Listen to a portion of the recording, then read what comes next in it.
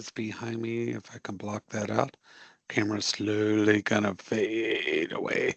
4 days to go. That is including today.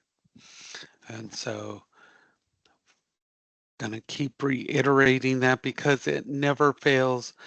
People on the last day are like, I thought I had till 11:59. No, Thursday ends at 10 o'clock. So I don't want anybody to be caught up in that. 10 o'clock is the cutoff. What happens at 10 o'clock? IT starts logging everybody out of all online classes, not just this one, all of them. So anytime after 10 p.m., you can be kicked off the system, no matter what you're doing. So some people, this rumor always gets around. If you're, excuse me, if you're already on the system, you'll be fine. Not true. You will be bumped off. If you're in the middle of the final exam, you'll be bumped off. Anything you haven't answered will be counted as incorrect. Plan your time. Okay. I'm not trying to scare anyone, but if you don't plan your time, it is on you. Okay. It has been on the main page of this course since day one when the end of the class is. Okay. You have to realize deadlines are deadlines. They're always going to be there in your career. This is the difference between a day to day. Go in, work your shift, leave, somebody else takes over. In a career, your work is going to be there for you when you come back. You don't get away from it. If you don't like what you have to do, it's still going to be there. Kind of like our assignments. If you don't like them, they're still there waiting for you to do them. Have you noticed that? There's assignments we don't like, but they're still there. You still got to do them. If you, boy, I'm breathing air incorrectly today. If you don't do them, they're still there for you. Okay. So we need to finish these things up. Week two, off the board. Didn't get week two done, they're gone. Can't get back to them. Week one, can't get back to them. So if you're looking for makeup points, I told you, can't make everything up in the last week. Um, I, I'm honest to tell you how it is, and that's the way it is. Okay. So now we have results coming in from those mock interviews. Of course, if you didn't do those mock interviews, you didn't keep those appointments, you're not going to get a grade on that. You're going to get a 0 on those. The mock interview debrief, you can't debrief what you didn't have. So if you didn't do the interview, you're not going to have a debrief from that. You're going to get a 0 on that.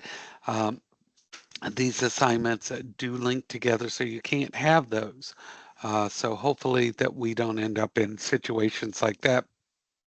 I haven't received results back from some of the career services people, so I'll be sending emails out to them, asking them to verify what happened, why don't I have results, and to make sure that people showed up for their appointments. So they'll be getting back with me on those. I do know some people do have a couple of appointments today, and so those are running out. So this is the week to wrap everything up.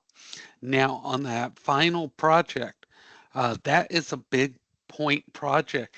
That should be filled with information. It should have your extensive information on your long-term goals and the short-term goals listed underneath them. It should not be a paragraph form. It should be listed underneath them. There is a form there for you to follow. Okay. You will not just get, oh, you turned something in, you're going to get all the points. No, it's not going to be that way. This is a big impact on your grade, and it should be taken seriously, and you should be putting forth effort. Okay. I'm going to put as much effort into that final grade on there as you put the effort into the project. All right. So think about that. You need to be putting effort in. This is your career, folks. This is your life. I can't keep emphasizing I can't be doing the work that people don't want to do. If you go out and you do the same things, you're not going to get different results. That's the definition of insanity. Put forth the effort. Get the jobs, get the careers, get the money you want. Okay? If you're not going to put forth the effort, you're not going to get the jobs you want. You're not going to get the careers you want. You're not going to get the money you want.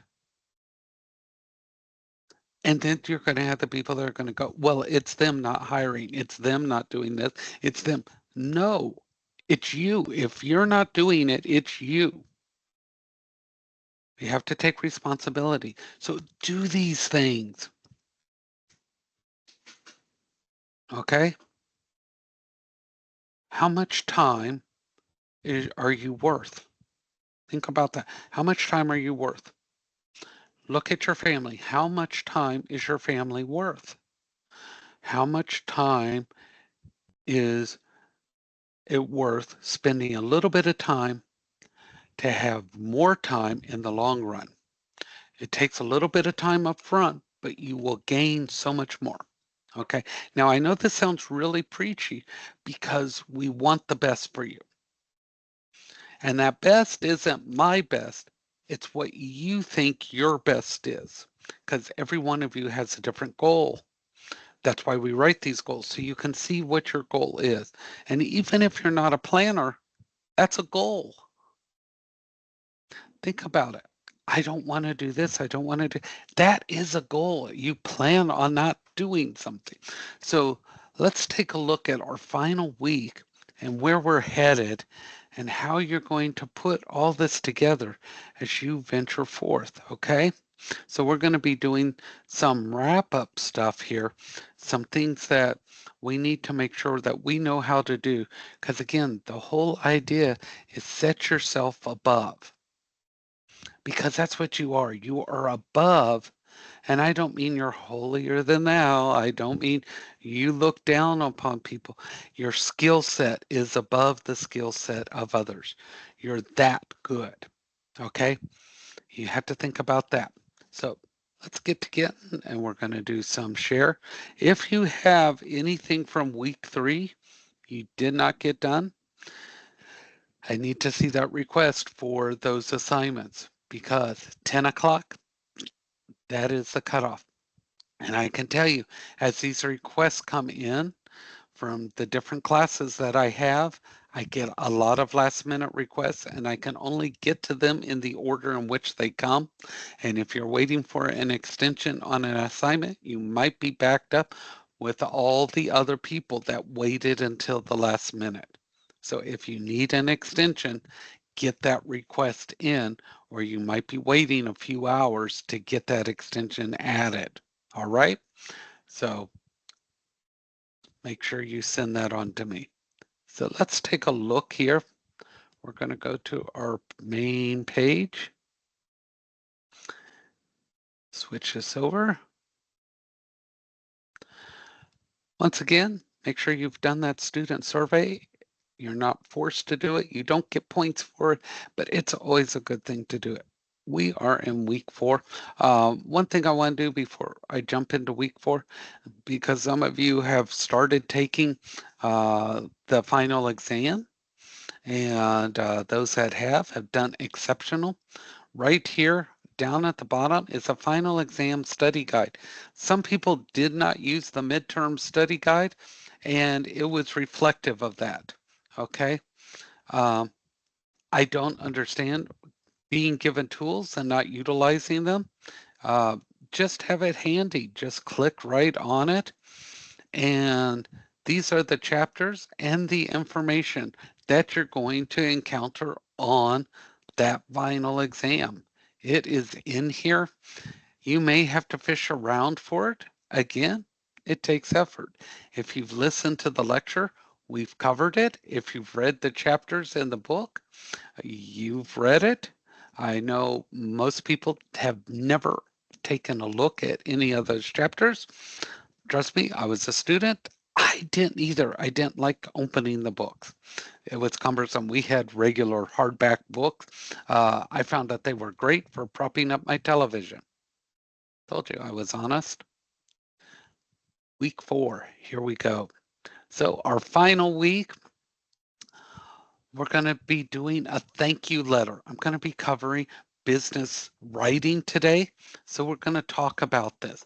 So we mentioned you should send a thank you letter after an interview. Hopefully you did your mock interview, so this will be a little bit easier on writing that.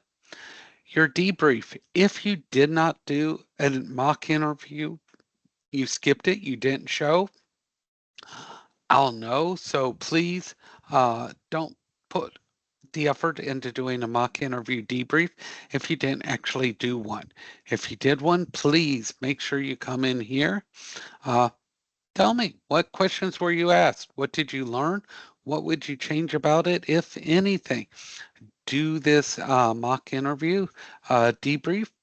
Click the start assignment. A little text box will open. Type it in there. Nice, quick, easy assignment to do because you're just typing in what you encounter. Uh, the discussion this week is a professional ethics scenario. You only have to put in here one response. You don't have to reply to another student in the discussion. And so you just have to have your original response to this professional ethics video. You're going to click on that, run the video, list and define 3 of the 10 ethics identified in this video. So a quick discussion this week because we have a short week. All right. So that takes care of those. Your soft skills, leadership in action. Because we had you interview a person in an authority position, a managerial type position, you're going to watch this video here and respond. How would you discipline the employee? The second video, you're going to watch that. And should managers be friends with employees? Pay attention. Don't just try to answer these without watching the videos. You need to see what happens in them and why this is important. Discuss both scenarios in your answer, but again, you do not have to reply to another student this week. So get that in. You'll notice a lot of these can be answered really quickly this week. You can get those done on the first day. You can get those done today if you do it quickly. But I know some people are going to wait to the last minute and they're going to struggle with time. So please try to see how many you can get out of these.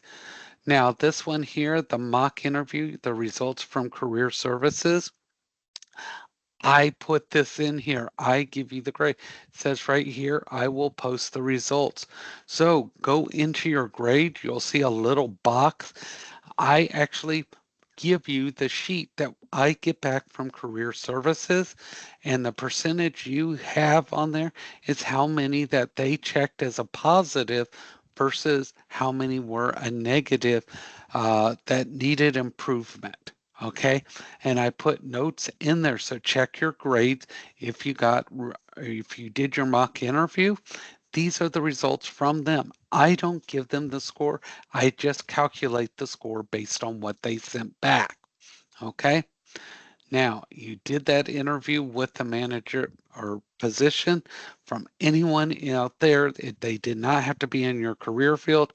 You've done one informational interview. Here's your second one, 250 word summary. Pay attention to instructions. I got some people that are slacking off. They're not paying attention to instructions, and the grading's going to get more difficult. Okay. It's becoming to the point where some people are trying to be a little disrespectful and they're putting whatever they want to in there. The grading's going to become exactly what it should be, 250 word summary. Okay, boom. I'm not going to play around.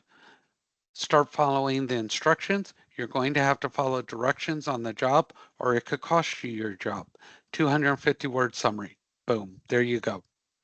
Uh, I wasn't paying close attention to word count, 250 words. I'm starting to get 25 words. That's way off, 250 words. Okay. I hate to have to do that because people are putting forth really good work, but now 250 words. Okay? It's a shame. We talk about ethics in the class, showing up, doing your part, participating. There we go. All right. The career plan, I mentioned this. In here, there is a template right here. If you cannot download this right here, it is in your book, which you should have picked up from your campus. Fill it out in the book, take a picture, upload the picture, or type this out directly in Word, these things, and answer it. Okay? If you have been entering your information, you'll notice that your long-term goals go right in here. It'll ask you for your short-term goals, etc. Down here, you will be able to fill this information out and add to it. Okay. Again, the grading on this is going to be much tougher because I'm getting very, very short answers as of last week. And so, again, I have to be more strict on this. And again, I hate to have to do this in the last week, but I have people that are starting to slack off, getting excited about the end of the class. But unfortunately, it is not the end yet. You still have to complete the assignments. You still have to follow the instruction. So right here, please follow the template. Again, these are skills that you will need going forward. It doesn't matter if you're welding, HVAC, etc. These are skills you need to be able to get those positions that you want, or you will be the person in the same position 20 years. You want to be able to advance. You can still do the same job, but you want to advance with better benefits, better pay, better options, better life balance. You can still do the same job, but if you don't learn the skills to be able to negotiate your position, you will be getting that 10% raise every year, 10%, 10%, when sometimes inflation may go up 11%. So you got a 10% raise, inflation goes up 11%. You're making less every year. So these things are important. And I can't stress it enough because this is what happens to people. This is how they fall behind. And we don't want that to happen.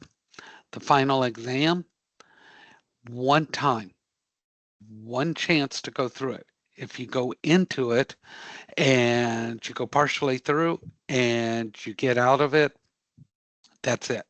Okay. On the midterm, had somebody go into it, they didn't do well. I gave them the opportunity to do it again.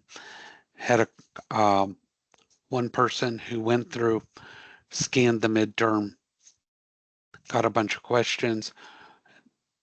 Only the questions that were on the first time through were the ones that got right on the second time through. I cannot give that option. So you go through and you have an issue and you get out, that was your one chance at the final exam. Okay. I apologize for that, but because of that situation, I cannot give that option again because someone exploited that in a negative way. So I hate to be this way, but unfortunately, when we have not positive players in the group, we have to tighten down situations. There's 40 questions in the final exam, chapters 4, 5, 11, 13, and 14. And there were 2.5 points each. You get one attempt. And so it says it's 20%. That is incorrect. This is what it used to be. Please don't let that scare you. This screen needs to be changed. I didn't realize they didn't change that. If you go to the syllabus here, you'll see that we have lowered that drastically. It is now 10%. because some people do have issues with exams. We don't want that to be such a huge burden where one exam defines you. Okay, so you have listened, you have paid attention. The overwhelming majority of you are doing exceptional. I know there was been some harsh things in this today, but there are things that I had to address because of last week. But overwhelmingly, you all are doing so incredible. You've grown so much. Your writing has drastically improved. You, the way you're expressing yourself is drastically improved. But it was some housekeeping I had to take care of from last week. So please don't think, oh my God, I'm doing horrible. I'm doing this. And it's a few minor instances that I have to address, and I have to address the whole class in order to be fair to everyone. So please don't think that. Okay? Everybody good so far? Everybody understand that. It's a way we have to make sure that we are fair to everybody. All right. So I do want to talk about a couple of things from last week that you guys super excelled on, and because that's important. There we go. Okay. So, your professional network. You all came up with different ways to network um, that were incredible. A couple of them I pointed out early. One was meeting people in other professions because they may know people in your profession and give you different links. That is an exceptional way to do that. Know that people that you may meet may have links. A case in point, people who are in HVAC get to know people who work in restaurants. Why? Because HVAC works on refrigeration lines that are frequently used in restaurants. That's a great way to get a link in to refrigeration in uh, commercial businesses. So that's using your head to find a way to link in. So people who are in vet assisting and things like that. When you go to a place like Busch Gardens and stay behind after the animal show, talk to the people who work there. See if you can find a way to get to go backstage, meet the keepers, those type of speeches, things like that. These are ways to get to meet people in your career field and expand those networks. So those were great things. Your LinkedIn profile. Some of you excelled at this. You have those headshots. You took the time to add in your resume.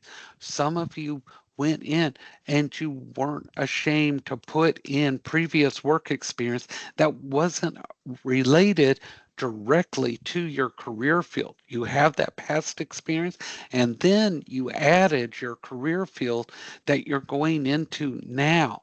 This is important. Why? Because we talked about those soft skills that transcend across fields. And that's important to have so that they can see you've got that client facing experience. So that's important. So make sure you check out your LinkedIn profile. You may have got a perfect score, but that doesn't mean that you shouldn't go back and expand that LinkedIn profile. So that's important. Your career plans. Some people's career plans on step two, all they're going to have to do is go to that form for that final thing, plug it in, add a tiny summary, because their plan in step two is so extensive. You can see how successful they are going to be because it is laid out. I want to get a house. Boom, I'm going to do this to get my down payment. I'm going to do this to get my loan. I'm going to do this to do this. I'm going to get my degree by getting this grade point. I'm going to do this. They are so detailed. They know exactly where they're going, how they're going to do it. You can see the success. But those that didn't fill it out, it's going to be harder for them to get there. They have the same goal, but the one that's not defined as much, they're going to work twice as hard as the person who laid out the path. Okay, I relate it to a roadmap. If I tell you, I need you to go see the Statue of Liberty, and I say, here's the map, and I just draw a picture of the United States and put a dot on it, and you're supposed to get there just by using that map. That's going to be really difficult. But now, if I gave you a GPS with the path laid all the way out, you're going to have a much easier time to get there. But both of them are giving you instructions on where to go. The path that is best laid out is going to be the one that's going to save you more time, even though the initial planning took longer. So think about that when you do these career plans. Okay. The headshot that gave people the bonus points, part of that is for us to get used to the fact that we can put ourselves out there. We can let people see us. We are good. We can present ourselves. We can show our employer, here we are, we stand up, we represent ourselves. We can put this on our LinkedIn profile so that if you look for us, here we are. This is us. We are proud of who we are, where we are, what we're doing, and we're ready for you. Are you ready to take us on? So part of that is more than just that 5 points that's going to be directly added to that final exam. Okay, so do you see how everything has a purpose in this course? Has everybody seen that? How it's getting you to break free a little bit? Build that confidence up. Know yourself, know your career. Okay, now I'm getting some feedback on um, the interviews, and the interviews are really good. Things I want to emphasize: um, sit up, sit straight up. Look at the person. Okay. That's very key. Talk with your mouth open. That sounds really strange. Talk with your mouth open. Don't mumble. Okay. Now, some of us are shy. We got shy people out there, and you don't feel real comfortable talking loud, you know? So we have to work on that. And here's something that you can practice, and you're going to think it's stupid, or you're going to think it's crazy, or you're going to think people are crazy. How many people grocery shop? Anybody ever shop for groceries? We do. As you're going through the grocery store, say hi to people. As they walk by, just go hi. Just practice saying hi to people. People you don't know, just say hi. Number one, it's going to make you feel a little bit better. At first, it's embarrassing as anything. I'll tell you that. But other people are going to kind of feel good. You recognized them. You had a smile and you said hi. It's going to get you used to breaking the ice. It's going to pull you out of your shell a little bit. And this is going to help because you got to project your voice. Okay, it's an easy thing to do. It'll save you a lot of money on special classes to get you to come out and things like that. It just gets you used to be a little more outgoing. Like I said, it's embarrassing, but you can do this. Okay, when you get to the cash register, ask them, "How are you doing today?" Smile as you say, "How are you doing today?" Trust me, those cashiers get beat up a lot. Anybody ever been a cashier? It's a horrible job. I was a cashier at Walmart. Yeah, you get some really nice people. You get that one person that says, "How are you doing today?"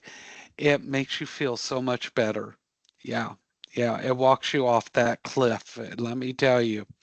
And so that's a good way to do that. Speak up a little bit and everything. Uh, Avoid the just yes, no answers. A lot of people, this is something we struggle with.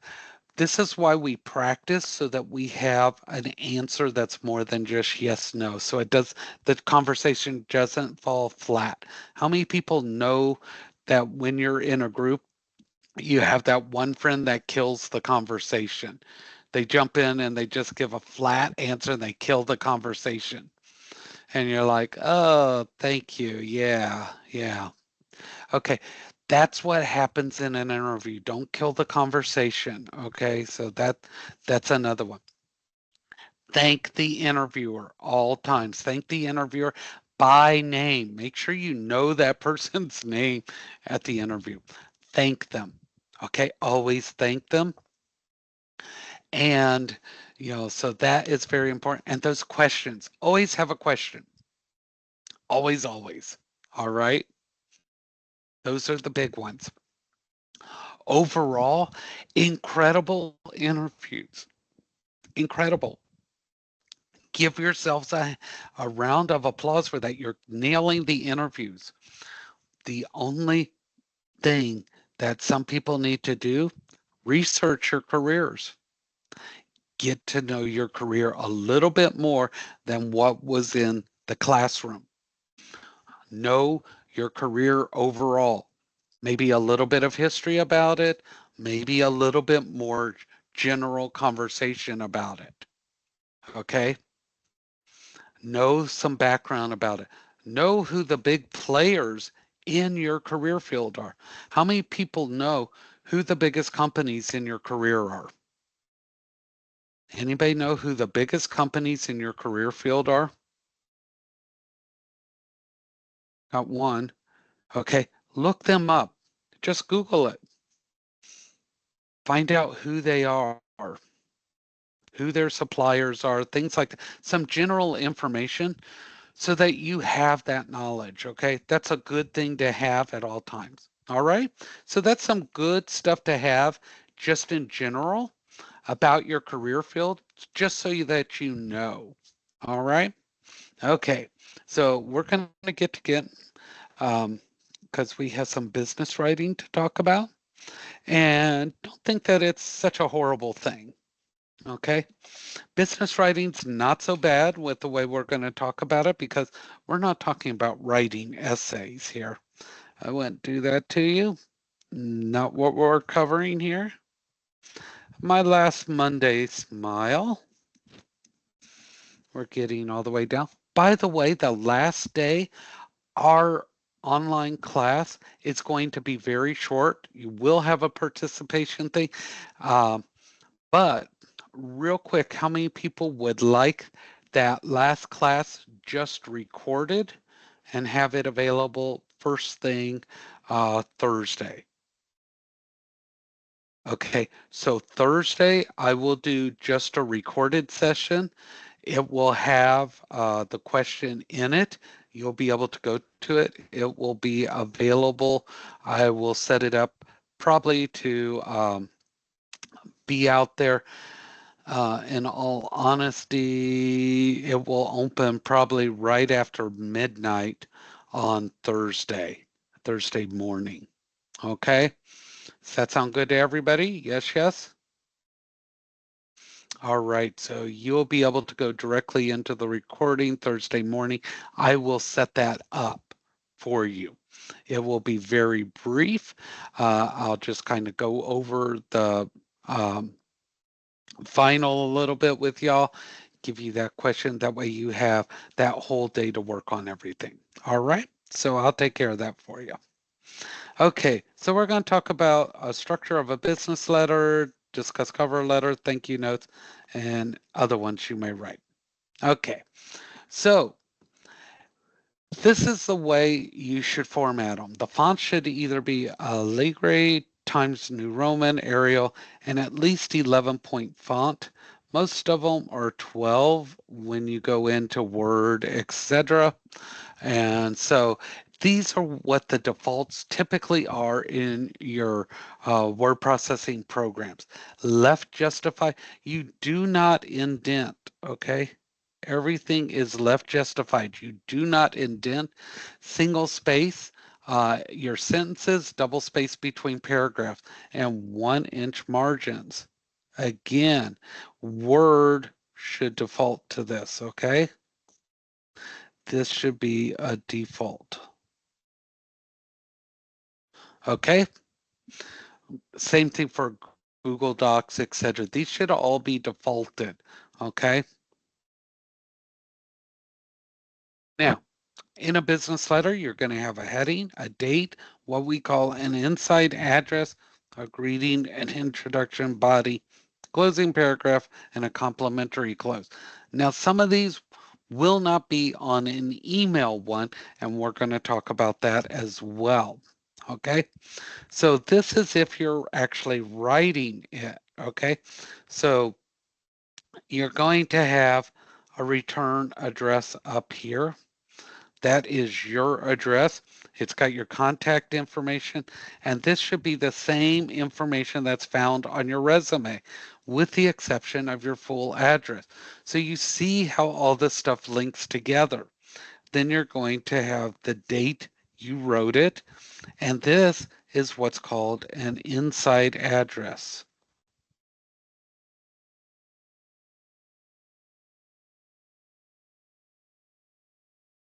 Okay, if you've never seen one, that's who it's going to go to. The reason why it's called an inside address is sometimes things go to a mailroom and it's all answered by or opened by one person, and then they check to see who it's actually going to. And that has the name, the title, the company, and the address.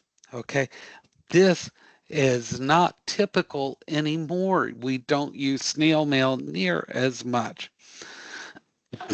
Now, regardless if it's going in an email or if it's going to snail mail, you're going to say, Dear Mr.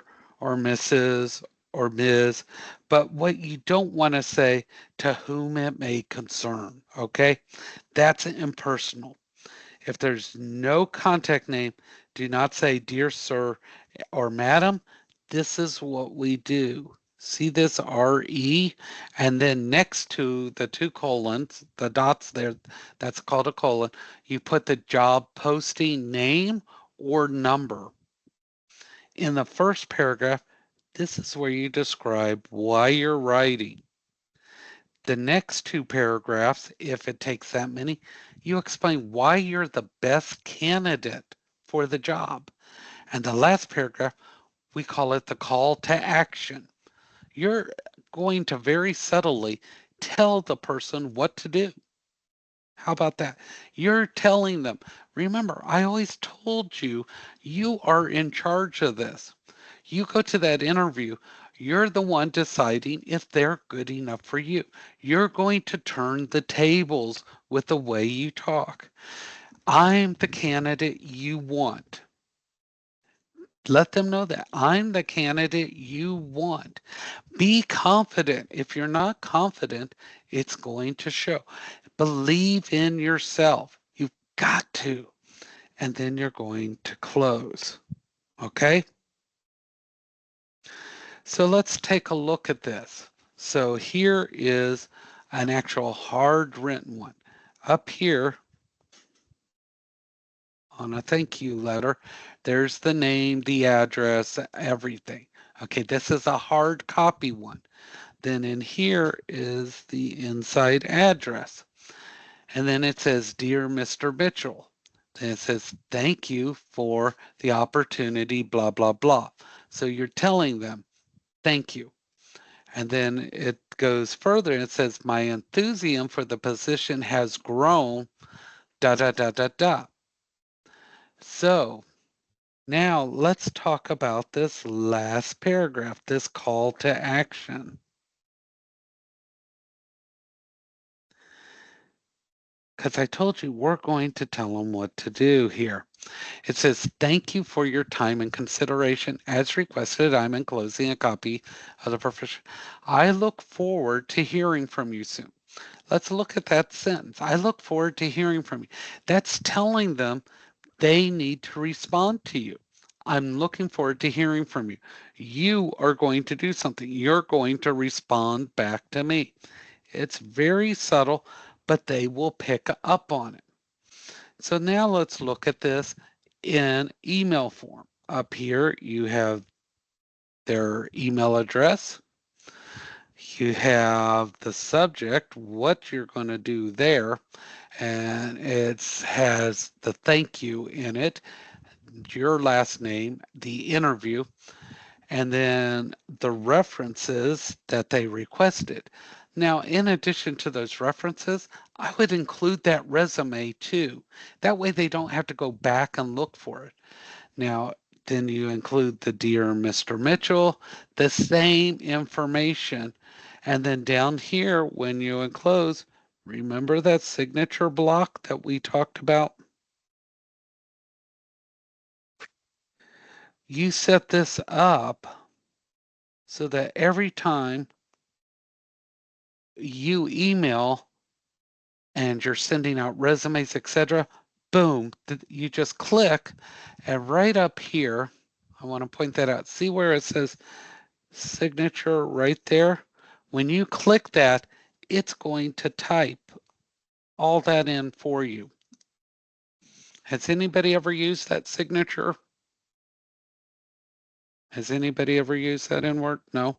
Okay, so when you set up signature, you can also handwrite signatures.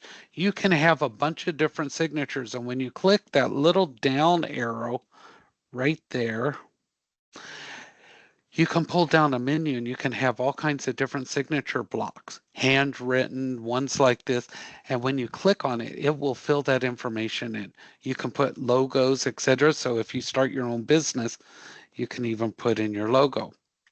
So that hard copy thank you message, okay, you want to make sure that you thank them. You want to let them know that you are excited for the position and you thank them again at the end. This keeps putting them in front of you, okay? Now, anytime you accept or decline, you want the position, boom, you decline a position. Letters to suppliers, replies to customers, etc. It's all the same format. This is why this is so important. Let's take a look. Dear Mr. Boswell, I'm delighted to accept the position. Notice the dear, you're telling them exactly what it is. As soon as I receive the formal letter offer, boom, thank you again, boom. So you're telling them, that's your call to action right there.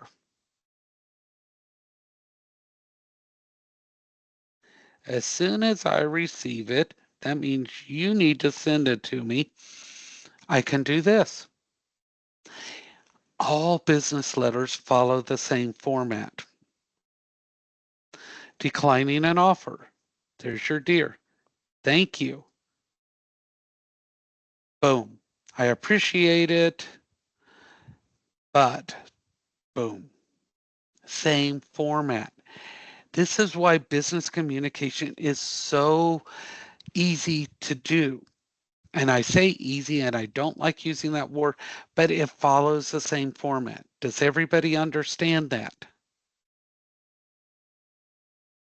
Okay, so we're going to write a thank you note as one of the assignments, but once you have that format, you can see that you can easily change that to a thank you for the position.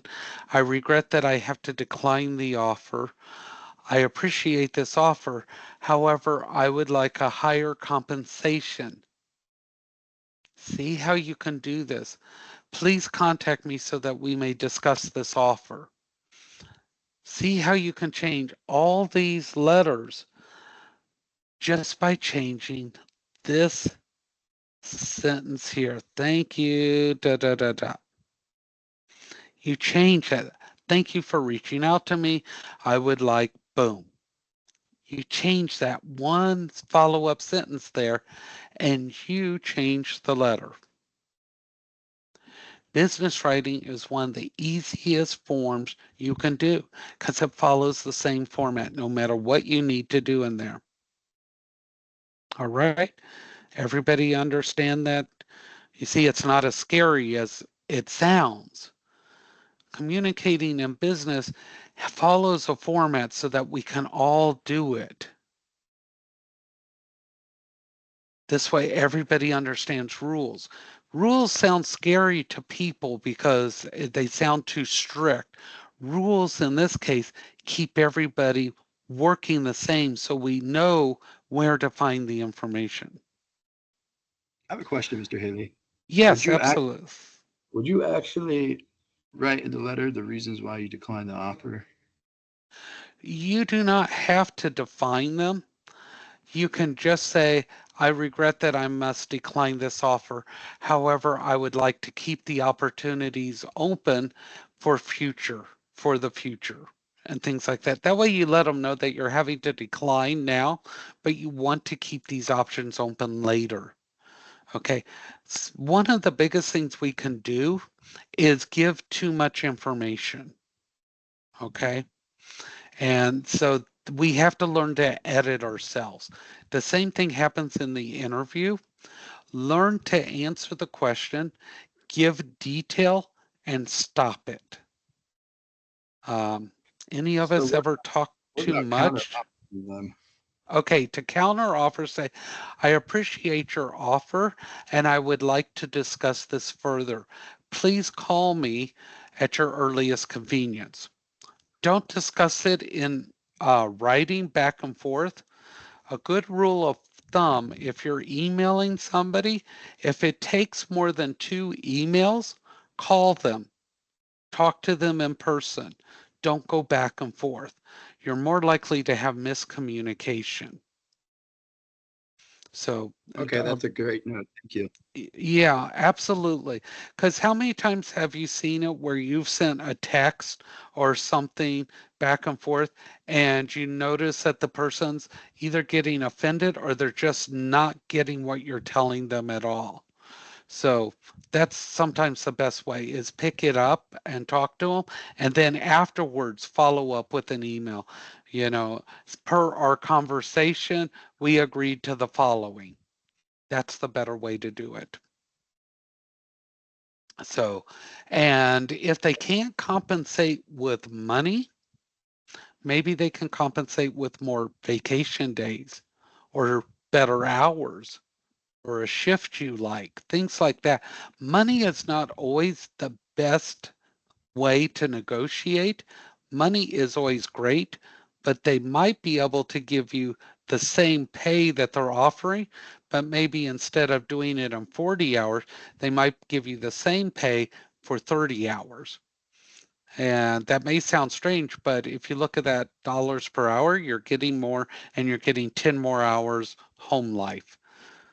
It all depends on what you're looking for. That's how you evaluate your job offers, especially if you get more than one.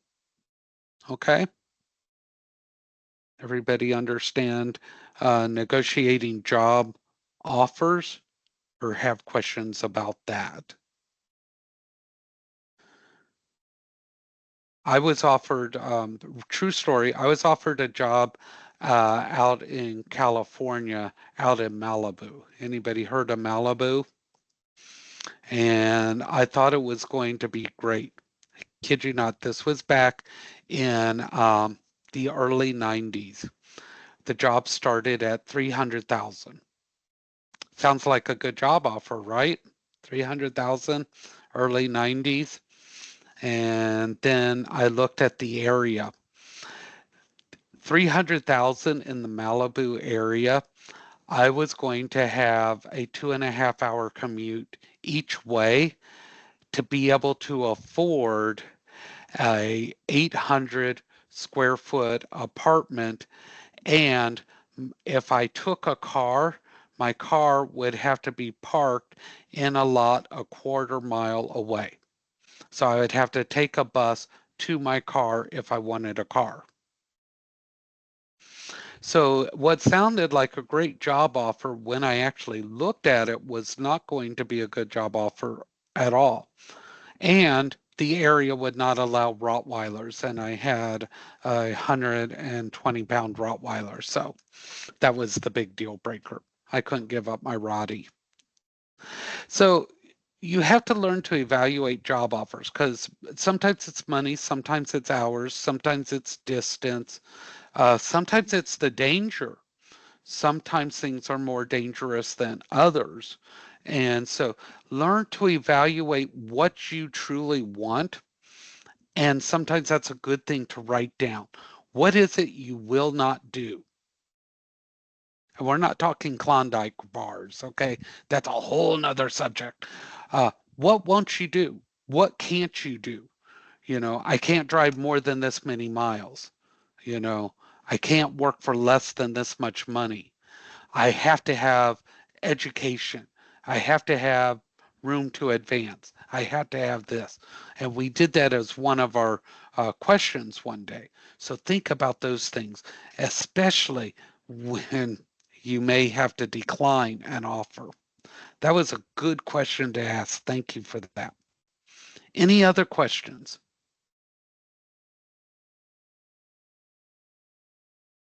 No? Okay. And make sure you have that offer in writing before you give up an existing job, and know when you're going to start. Because you may have the offer in writing, but they may not want you to start for a month. Make sure you have that continuous income. Okay? So today, I want you to think about, because you're heading out, you're going to have that career. What do you think your biggest hurdle or obstacle will keep you from that? Everybody's got a fear of this. What do you think is going to keep you from that? And how will you overcome it? Because I know you will. Okay. Let's see both those answers. So what do you think is a hurdle? And what are you going to do about it? What you going to do about it, Willis? Seriously, what are you going to do about it? How are you going to get over that? I want you to think about that, because that's important, because we always encounter hurdles, but how we get over them is what sets us apart. And from what I've seen of you all, you come up with the greatest ideas. I have to say, you all as a group have been the most creative, and I have learned some of the neatest things from you, because I do learn from you. I learn from every class every month, and I have picked up some of the neatest ideas. Next month's students, they better watch out, because you guys have taught me a thing or two. So I appreciate that. All right. Any questions before we break for the day? None? Sheldon, don't laugh. All right. So we go into our final 3 days tomorrow. Again, Thursday will be a recording only. And like I said, that will pop out right after midnight on Wednesday. So very, very early Thursday. That way you will have a maximum amount of time. I have to give you a participation assignment that I'm required to do. So you will have that on Thursday. If you have any questions or you need those extensions, please drop me a line and we will see you tomorrow. All right. Y'all have a great day. Thank you.